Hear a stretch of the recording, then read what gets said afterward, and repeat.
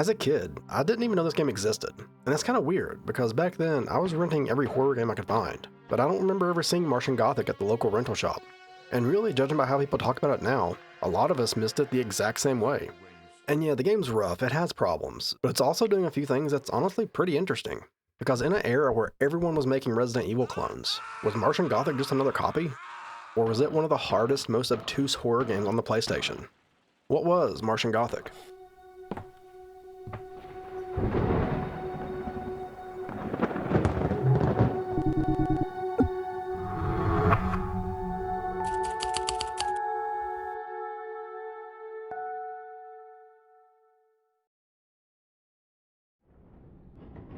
Uh, if anyone here was alive, would they have left the corpse lying in a corridor? So to really see why Martian Gothic exists, we gotta step back into the late 90s for a second. Because this was the era where survival horror had a very specific identity. Resident Evil comes out, and suddenly the whole industry sees a new template that works. Fixed camera angles, locked doors, inventory management, that slow build of tension, and of course, puzzles. Hey, what's going on? Jill? Is that you, Jill? Everyone starts circling those ideas. And Martian Gothic ends up being one of those games that gets pulled under the umbrella, even though it didn't start there. Now I call that downright supernatural. An alien haunting. Stephen Marley, one of the writers, had said early on, the project was an adventure game called Unification. That was the direction it was going in.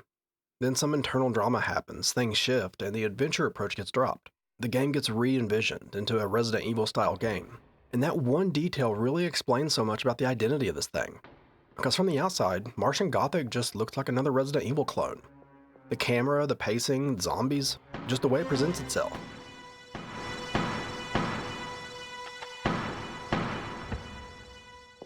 It looks like it belongs in that late PS1 survival horror lane, but the structure underneath it all still carries that adventure game history. The generator's about to grind to a halt. The other part of the game's pitch was the setting. Marley describes the concept as a haunted house on Mars, and that's a pretty specific image, and it really tells us what they were reaching for. The classic survival horror situation works because you're trapped in a place that feels sealed off from the world. The mansion, the police station, the town cut off by fog.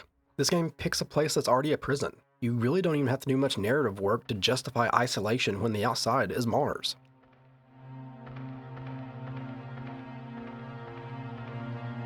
This game had two releases, a PC version developed by Creative Reality and the PS1 version developed by Coyote Developments. On PC it dropped in 2000 and 2001 for PS1, so it's coming out in that era where the PS1 was already super deep into its library. Survival horror has been explored a lot, and the baseline expectations for polish are very high. Like sands, like time, back to the beginning. I am the first, reborn of the red soil. So why does this game exist? Part of that answer really is the timing. This is that period where survival horror has momentum, and if a studio has a project that can fit inside that box is pretty attractive. It's a proven form. It gives you a way to build a game that feels tense and cinematic without needing the same kind of raw action resources that other genres need. Hey, someone's turned the colors back on. But really, the bigger answer is the specific design goals they were chasing, because the game was trying to be more than just horror in a Mars base. There's a pretty big structural hook, the 3-character setup, which I'll go a lot deeper into here in a bit, but for now, this system asks you to do some things that are a bit different from your normal 1-character setup. And from dev interviews, it's pretty clear this multi-character setup was part of the intention behind the structure, even if not every ambitious idea survived the final game. So the game exists in this strange space where the survival horror format gives it a body, the haunted house on Mars concept gives it a specific vibe, and the 3-character structure gives it a goal. Make the player manage the situation instead of simply pushing through it. That's a pretty big deal, because when we think about late 90s survival horror clones, a lot of them are chasing a similar emotional target, fear through being vulnerable, through resource management, or just whatever's behind the next door. Martian Gothic is definitely interested in tension and dread, but there's another thing it seems obsessed with from the start. Pressure through structure, pressure created by how the game is built. And the reason that matters here is because it reframes the whole clone conversation. A clone usually shows up trying to borrow the shape and the payoff. It wants the same kind of fear reaction for the same kind of reasons. With Martian Gothic, we're looking at a project that was already forming as a different genre entirely. Then gets pulled into a survival horror framework and keeps enough of its original DNA that the final game ends up feeling off to some people, confusing to some, but fascinating to others. Can anyone hear me? There's something waiting for us in this base. I can feel it. Something in the scent of the air, and a special kind of silence. Even the history of the game's title kind of gives that away. Marley mentions he never liked the Unification name, and it stuck around anyways. It's one of those little signs that the finished product is carrying old decisions forward, even when the project itself changed direction. All of that is really the foundation here, and I think understanding that this was originally an adventure game makes the whole thing make a bit more sense. So the first thing that surprised me about Martian Gothic was the scale. The base itself doesn't feel huge. It really isn't one of those games where you're covering miles of ground or working your way through this giant sprawling location. Some connected rooms and an underground section. On the surface, it feels pretty simple. Then you actually start moving through it, and it feels extremely dense. Everything sits really close together, the hallways connect back into each other. Doors lead into these little areas that end up being really important later. Routes overlap. It's one of those layouts where you keep passing the same intersections over and over, and the base really starts to feel like you're just stuck inside a routine.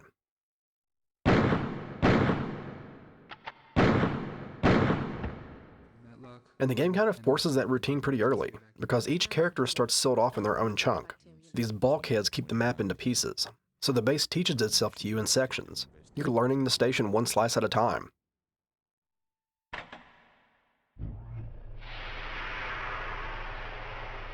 And then those bulkheads start opening. You realize you've basically been building this mental map without really even trying. That's where I really feel like this map is meant to be a maze, because the density matters more here than the size. The game keeps sending you back through the same corridors, and that repetition starts doing something to your brain. Corridor after corridor, not a living soul. You start thinking in terms of where am I right now, and what does this hallway connect to? More so than what's the next big area. Backtracking becomes your default. It turns navigation into this big mental load. The entire base asks you to remember it. And a lot of those doors lean on these color keycard locks, which really adds another layer to it. Blue tag required. You'll hit a door and it'll tell you what it needs, and then you just file that away. Then later you're trying to recall where you saw that door, because the game doesn't give you visual clues for what key goes to what door. Okay, so tags open doors. So the door itself becomes a landmark. That turned over desk in the hallway becomes a landmark. The act of running past it becomes part of the memory. There is a map, but it's one of those maps where it helps more once you already know what you're looking at. If you don't have the names of the hallways memorized yet, it can feel pretty abstract. Over time, you start memorizing the names, the shapes of the halls, the turns, the spots where you always seem to end up. You get this slow shift where you're reading the station the way the game wants you to read it, by recognition. And all that would really create a specific kind of tension even if nothing else existed in the game. Because the base has a very specific mood. It's very intentionally quiet. You're walking through these empty corridors with ambient sounds and these disembodied noises. Is anyone around? Anyone alive? Or dead? If you're dead, don't answer.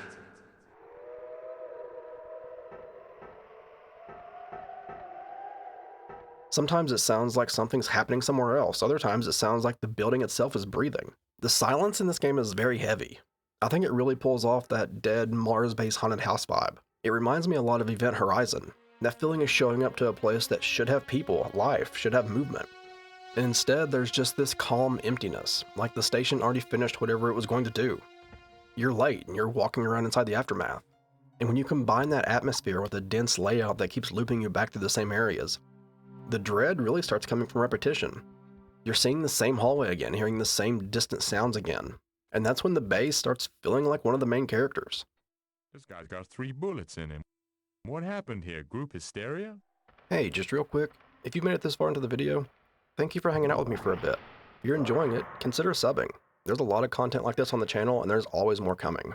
Consider leaving a like and dropping a comment also. Let me know if you've ever heard of this game, if you've ever played it, what you thought of it. I love reading y'all's comments. And if you want to help support the video more, consider sharing it. The algorithm's been real weird lately and hasn't been pushing my stuff as hard as it was, so a share can go a long way.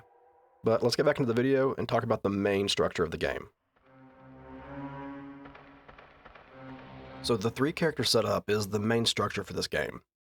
You've got 3 separate people to keep alive at the same time, 3 inventories, 3 health bars, piles of resources. Even the inventory screen keeps all 3 health bars visible. So the game is always putting the whole group in your face, even when you're only controlling one of them. And then the game drops the rule that everything revolves around.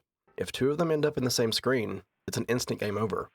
A cutscene will happen, and it'll flash between all three characters, and a Trimorph drops down, one of the giant enemies, and it just kills everybody. Early on, there's a line. Stay alone, stay alive. And that line lands a lot harder once you've seen it happen, because that's the shape of the entire experience for most of the game. Separation is the foundation. Stay alone, stay alive. Whatever the hell that means. So progress starts feeling like coordination that can't happen face to face. The game turns that into a delivery problem. Items become the only way the characters ever meet. That's where the vac tubes come in. They're everywhere, and they're basically the way the game expects you to move progress around. You're sending resources like ammo and health, or sending puzzle junk that you don't really even fully understand yet, because half the time, you just know it feels important, and you want to get it out of the wrong person's pocket. And the vacuum tubes have their own little rule set also. You can only load 4 items at a time. You put them in, then you have to actually shoot them up. If you forget that part, the items sit there in that specific tube. And it turns into a trap. Because if you forget to shoot it and you think you did, and then you run across the map, those key items are still sitting back in that original tube. So you're having to run back to get it shot up into the system.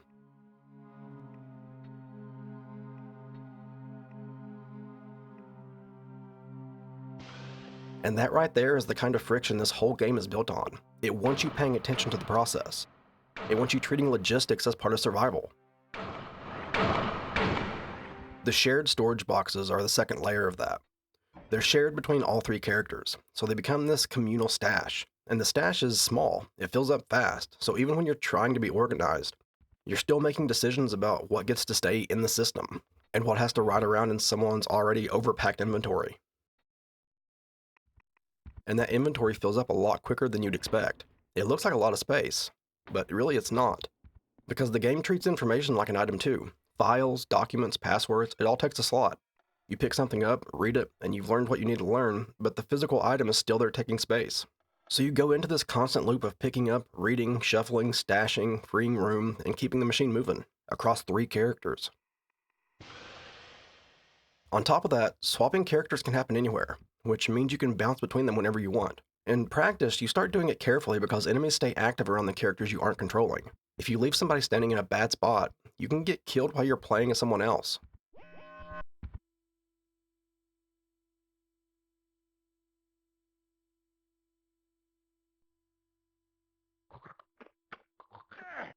So you start parking people in safe places, and that becomes another layer of memory you're carrying.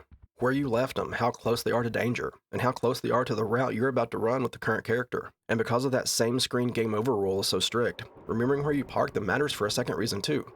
You're avoiding overlap the whole time. That avoidance is completely guided by your own mental map. The game doesn't tell you where the other people are, you have to remember it, and avoid them. So by the time we're deep into the station, all the pressure is really coming from how much is going on at the same time. Who's holding what got sent through a vac tube, whether you actually shot it up in the vac tube, what's clogging your inventory right now, what the storage crates are holding, who's poisoned. And the poison status matters because antitoxin becomes a routed resource. You can see a flashing skull icon, and now you're thinking like a dispatcher. Who has antitoxin? Who can get it there fastest? Who needs to be parked while you fix the situation? And that's really where the chapter title here of 3 Bodies, 1 Brain comes in. The game's asking you to operate the whole thing as one system.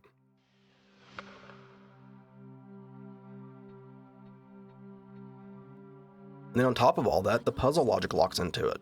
As I mentioned in the beginning, this was originally an adventure game. So think of old Sierra games like King's Quest or Space Quest, games like that. This is where that feeling for this really comes alive.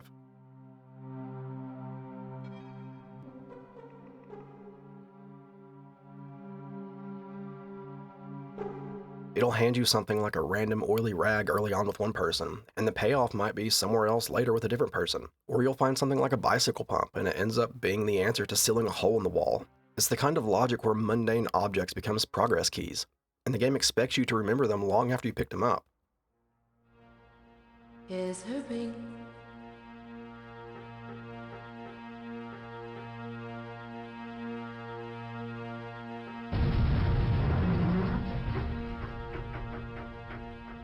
And at no point in the game does it hint at where any of this stuff goes. So when you get stuck, you start using items on anything that'll take an interaction, just to see what the game will accept. A magnifying glass will pop up and you get options like open or open with or examine with, and you're running through your inventory like you're checking keys on a keyring. The name badge reads Jameson.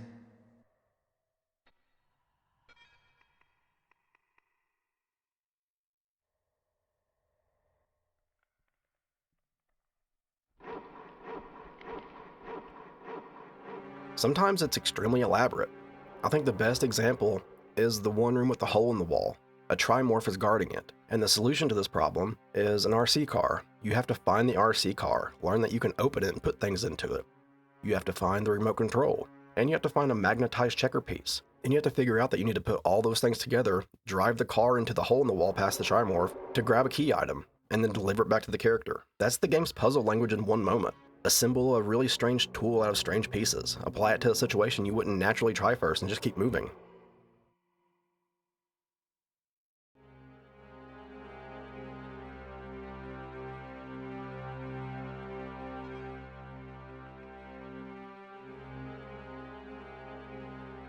And the mood supports that confusion really well, because like we mentioned in the last part, the station stays quiet.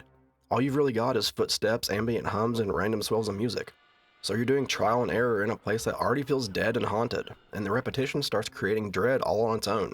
The more you loop, the more the station feels like it's tightening around your attention span. All of this, the characters, the items, the puzzles, the confusion, it's all feeding the same machine. I look pretty stupid holding this thing.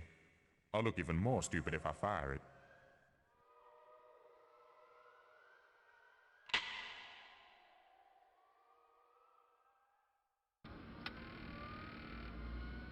So there is some real combat in Martian Gothic. You're dealing with enemies constantly, spending ammo and patching up your health, and watching all the resources.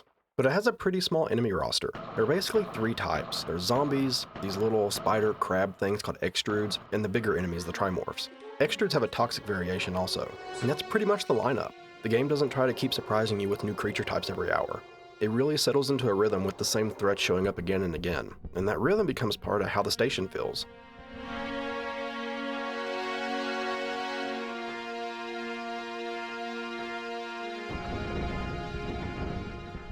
Zombies are the main problem. That's where most of your ammo and health ends up going.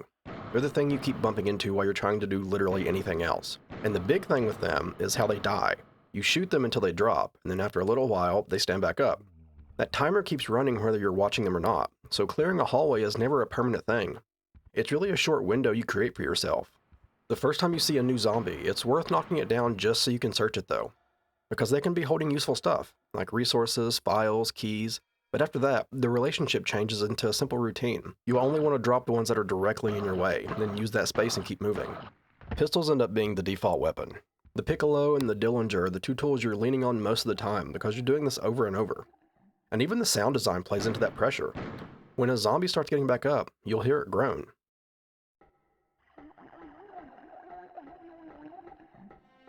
If you're on the same screen, that noise changes the entire mood, because now you've got a timer that's ending right in front of you. If you're off doing something else with another character, there's not really a warning unless the zombie's biting you, which means you can come back into an area assuming you've got some breathing room, and you find out you don't.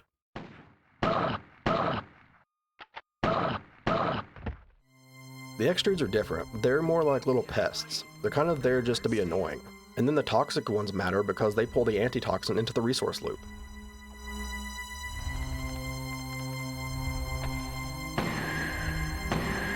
Trimorphs are the bigger, heavy enemies. There's not many of them, and they tend to feel connected to the station's rules more than random encounters. Early on, you're dealing with them through the base itself, or baiting them into an airlock situation, setting up the station to remove them for you.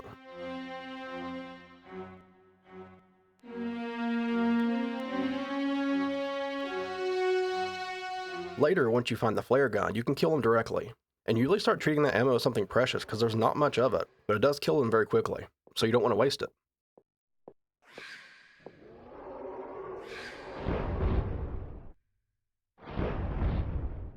There's a sci-fi weapon as well, and it's pretty weird. It'll drop zombies in one shot, but the ammo is limited, and it costs you a bit of your health just to use it. So even the strong tools in this game come with a little decision. So combat in this game ends up working like a constant interruption, more than anything else. You're moving through a hallway with a goal in your head. You're trying to get to a panel, a tube, a door, an object, and a zombie's standing there in that exact spot. You knock it down, you do the interaction, and then you keep the plant alive. And you're thinking about the next step while you're listening for the groan behind you. That's where the horror lens really earns its place here. The station stays quiet and empty enough that every small threat feels a bit louder. The enemies don't have to be complex for the pressure to work. The pressure comes from them being persistent while you're trying to think. They keep the base from feeling safe while you're doing all that adventure game problem solving, because that's the main thing here. The combat and zombies and horror is secondary to the main feature here, which is puzzles. So the story set up for Martian Gothic is Earth Control builds Vita 1, a research station on Mars. It's right above Olympus Mons. At some point, the station goes silent for months, and the last message that makes it back is that line that really sets the tone for the entire game. Stay alone, stay alive. That's the reason 3 people get sent out there. We've got Martin Karn, the security guy, Diane Matlock, the bacteriologist, and Kenzo Uji, the systems analyst. It's a small team, which makes sense because it's not a military operation, it's just supposed to be an investigation. They arrive and their landing goes sideways because the station's automated systems don't handle things right. So right away, the mission becomes personal. They're stuck there, they can't leave, and early on, they get infected. Once they're inside Vita 1, the story leans hard on mood as well as everything else we've talked about. Everything's quiet and it's just empty. And then the investigation becomes really direct. The crew's gone and the station is full of what's left behind. From there, the plot starts doing what it does best here. It drip feeds you the truth through logs, recordings, and the station's own systems. A lot of the story is basically the team listening to the station confess. Kenzo's connection to Mood is a big part of that. Mood is the station's AI, and it becomes one of the only stable voices in the whole place. As Kenzo gains access, Mood starts filling in gaps, pushing information forward, helping the team move deeper through Vita 1. Ah, a semi-real chamber. A simplified version of a room in my own home. The other voice that keeps showing up is Judith Haraway. She's the base director. Her recordings really have that slow, everything is collapsing feeling to them. People losing sleep, seeing things, paranoia building, the station turning surreal. The crew breaking down mentally while something breaks down physically at the same time. Look as though you're sleeping, Judith. Sweet dream. And while that's happening, the story starts pointing down. Vita 1 exists because Earth Control wanted discoveries. The base was established after ancient Martian bacteria was found in Antarctica from a meteorite. That's the public-facing science mission angle. The deeper truth is what the base uncovered under Olympus Mons. The station's excavation connects to an ancient alien civilization, the Karakarak. Looks like a cathedral. Martian Gothic. What gets pulled out of the ground is treated like a containment object. The game frames it like a Pandora's box situation. The crew opened it, the station changed after that. That discovery is the heart of the lore. Vita 1 became contaminated in a way that affects the body and the mind. The biological side shows up in what the base is full of. The other side is the psionic influence, the hallucinations, shared nightmares, the haunted base feeling that doesn't come from the decor. The story treats that influence like a presence in the station. Your Frankenstein. But I've a notion the gun was operating with some alien science here. At a point during all that, they encounter Dr. John Farr, the station's one survivor. He's unstable and he's fractured, and he feels like a person who survived long enough to become part of the place itself. Later, Kenzo returns and finds Farr has killed himself. And even that doesn't fully end his role in the narrative, because the story keeps using him as a thread into the station's mental corruption. Ah, the heart of stone has stirred her. Now Queen Mab only has eyes for me, blind to all others. Eventually, the team reaches the underground site beneath Olympus Mons, an alien necropolis tied to a queen presence at the center of the station's worst phenomena. Diane gathers biological samples from the source and develops a serum that cures them. Serum. Better work. The story treats this as the turning point where they finally have a way out that isn't just running in circles. From there, the ending becomes more of a decision than just an escape. Karn reveals a personal connection to Judith Haraway. She's his estranged partner. And the story ties them both to resistance efforts meant to keep Earth Control from exploiting what Vita 1 found. So the whole endgame becomes, let's make sure this discovery doesn't get recovered. Warning. That explosive charge you've just set will release a volcanic eruption which will obliterate not only the necropolis, but the entire base. They prepare the departure craft, and Karn plants explosives to destroy the excavation site. Mood reports a launch failure that requires manual intervention. Karn volunteers, gets the hatch open, and can't make it back in time. Diane and Kenzo leave, Olympus Mon erupts, and Beta 1 is destroyed along with the alien site beneath it. So the story ends with an escape that costs something, and a cover-up that's framed as protection. The mission started as a rescue, but it ends as a containment and erasure.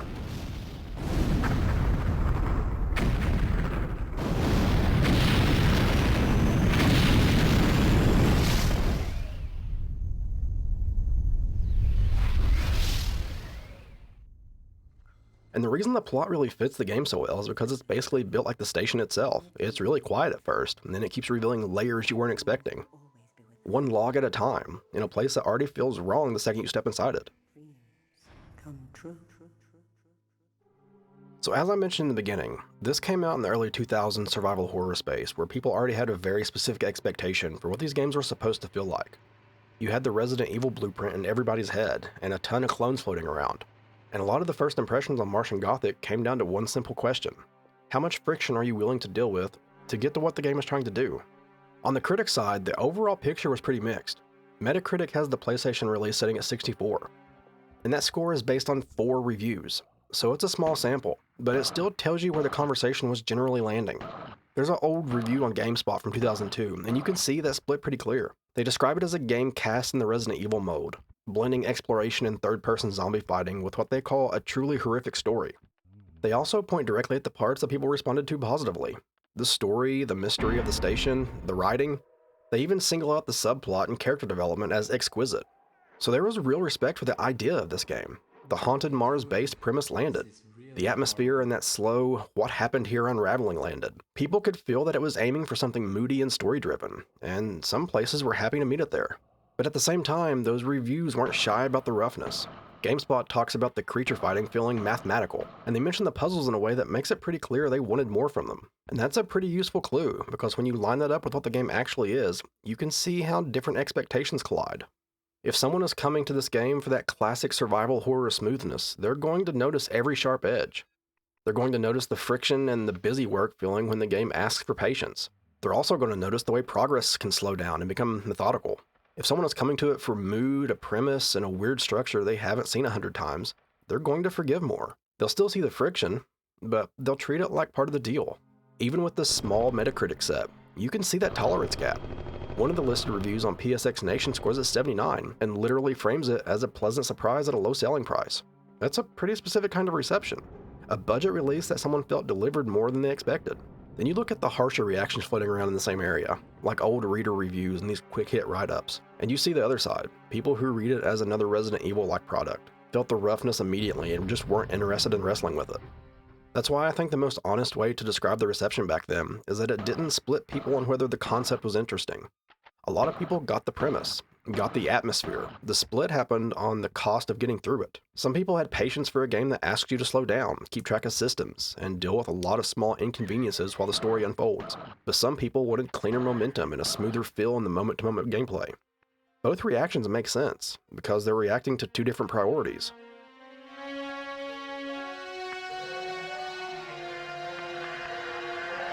I like the way you scream. So where Martian Gothic sits today is honestly kind of weird, because it still feels like a game a lot of people just missed. Even now, the biggest proof of that for me has been the shorts and reels I've made for it. I have a couple 100,000 views spread across different platforms on it, and the comments keep repeating the same patterns.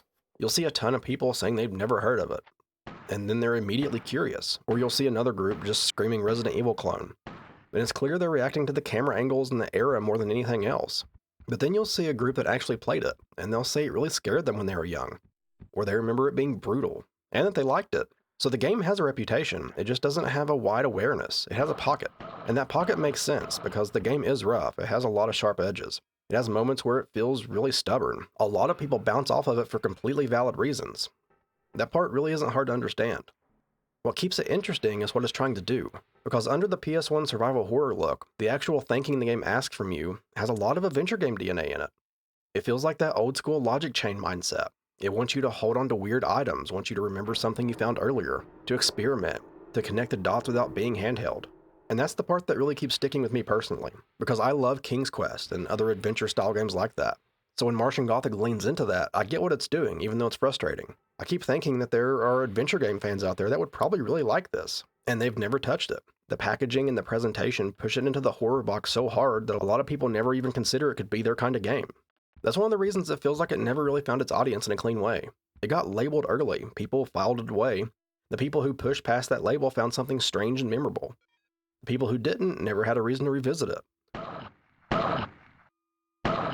And then there's the story side of its legacy, which is the other thing that surprised me the more I thought about it.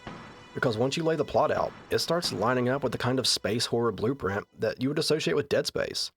The wrong landing, the silent station, the we're here for one reason and now we're stuck, the crew being gone, the discovery underneath the facility, the ancient alien force, the infection that hits your body and your mind, hallucinations, shared nightmares, the whole place feeling haunted in a way that goes beyond atmosphere. And that really doesn't even need to be a big debate. It's just a really interesting realization, because it gives Martian Gothic a modern reference point. It gives people a handle for what kind of story they're stepping into. So I think the legacy for this game is a combination of a few things. It's a game that stayed obscure, even though it has a premise that's immediately compelling. It has a group of people who remember it vividly, especially for the mood and the fear. A game that a lot of people still haven't even seen yet. And it's a game that proves you can build survival horror tension around puzzle density and systems management, instead of relying on a huge roster of enemies or non-stop action. So where it lands today feels pretty simple to me. It's rough, but it's really ambitious. It has its own shape, it asks for patience, and it rewards the kind of brain that enjoys old adventure logic. It carries a story blueprint people would recognize now, and it still has that cult energy where you'll see at least a couple people asking for a remake every time it comes up. That's a real legacy for a game this obscure. Anyone alive? Or dead? If you're dead, don't answer. And that's Martian Gothic, a weird, obscure, late PS1 horror title that's really an adventure game. If you've made it all the way to the end, thank you for hanging out with me. If you haven't yet and you enjoyed the video, consider subbing, and also leave me a like and drop a comment. Let me know what you think about the game, even if you've never heard of it. I'd like to know your thoughts on it. And like I mentioned earlier, the algorithm's been real weird recently, so if you enjoyed it, consider sharing. It could really help the video out a lot. I also want to take a moment to give a huge shout out to all the channel members and to everyone that gave super chats during the streams for this game. I really appreciate all the support. I also wanted to start doing something new that I had seen another creator do and I really liked it. So I had made a Q&A post on the channel for people to ask me random questions, and I'll answer them here. Benjamin Grove asked, what's my favorite band or artist of all time? I'm a very big metal fan. For most of my life, Slipknot's been up near the top. But more recently, the ones I listen to a lot are bands like Paleface Swiss, Darko US, and Cattle Decapitation. I've actually done metal vocals for probably 15 years now, and I like to sing along to all these bands to practice. I think Travis Ryan from Cattle Decapitation is probably my favorite vocalist. StitchFan93 asks, what makes you and your content so awesome? I think the only answer to that is you all. This wouldn't be here if it wasn't for the community, so I really appreciate you all. And the last one is JRR7031. If you could see a certain playstyle of game, either based on an IP or your own be made, what would it be? And his wish is a Marvel vs. Capcom 2 style fighting game, but with Steven Universe characters. I think, for me, it would be a Mortal Kombat style fighting game, but with horror characters. There's already a game kind of like that called Terror Dome, but I'd love to see NetherRealm take on all those IPs and just put together this brutal horror fighter. I think it'd be so cool. I'm sorry if I didn't answer your question in this one, but we'll get to it in another one. If anyone else has other questions for me, be sure to go to the community post and put them there. But thanks again for watching. I really do appreciate you all. And as always, I'll see y'all later. Stay alone, stay alive, whatever the hell that means.